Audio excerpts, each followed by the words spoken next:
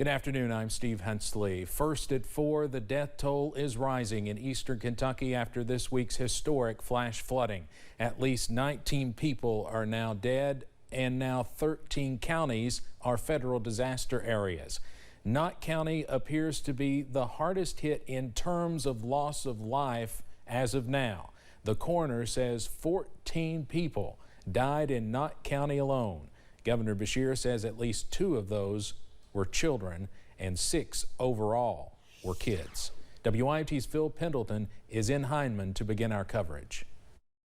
This is the Montgomery community of Knott County. It is here or close to here where I am told there was a tragedy involving a family of 6 parents trying to hold on to their children that would ultimately be swept away. Cinder blocks are all that's left of several homes off of Kentucky 550 where there is a tremendous loss of life. The creek has since returned to within its banks, but here and in Hindman there remains damage, destruction, and death.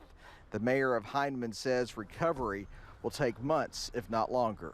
Once we get the roadway and the debris removal, then we're going to start the cleanup process, but we're still in the process of clearing roads just to get access to people.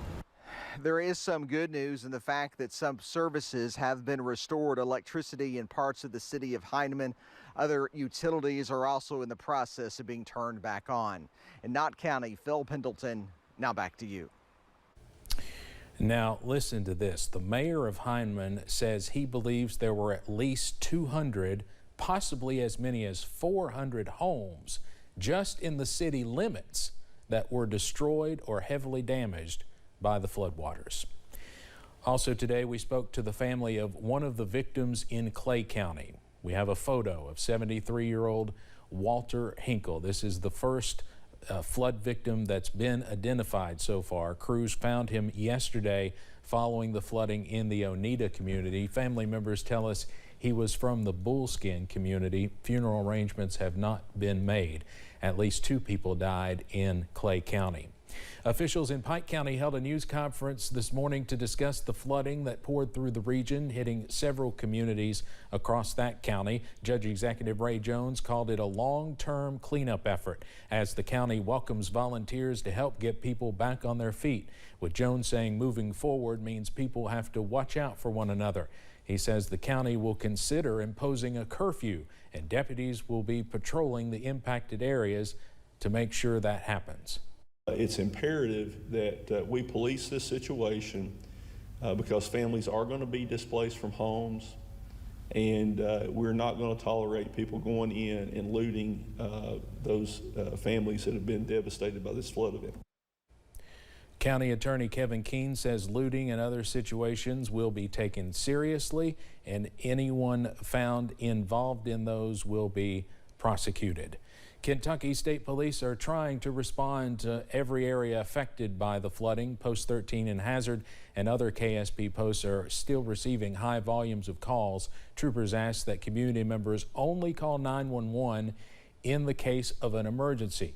You can report a missing loved one by sending an email to ksppubaff@ky.gov. Again, that's ksppub or pub, like public affairs, KSP PUB pub AF@ky.gov. You see the email there now on your screen. You should include the following information: your first and last name, your phone number, your missing loved one's name, missing loved one's county of residence, missing loved one's description, gender, age, race, etc., your missing loved one's home address and phone number if known. Other ways to report missing persons include calling specific KSP posts, and we have all that information on our website at WIMT.com.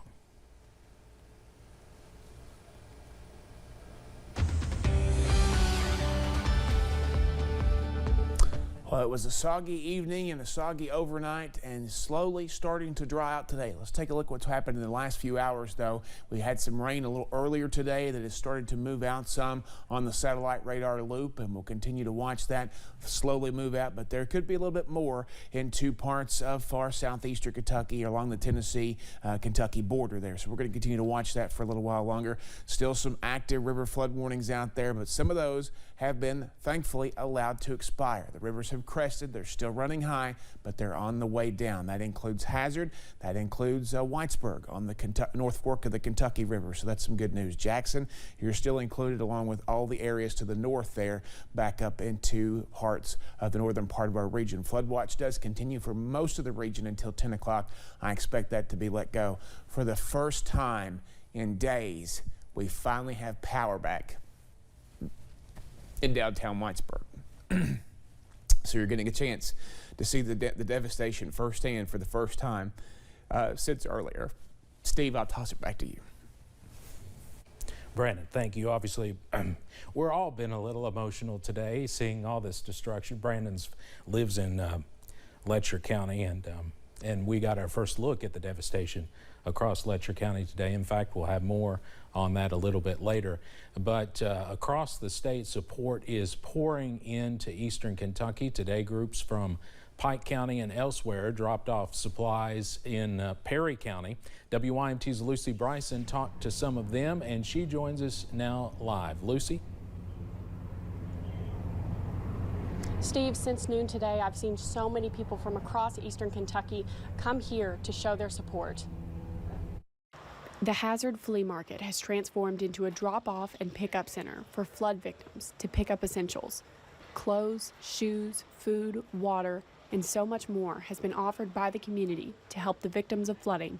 A storm chaser team working with YouTuber Ryan Hall has been throughout eastern Kentucky for the past 48 hours, helping the community however they can.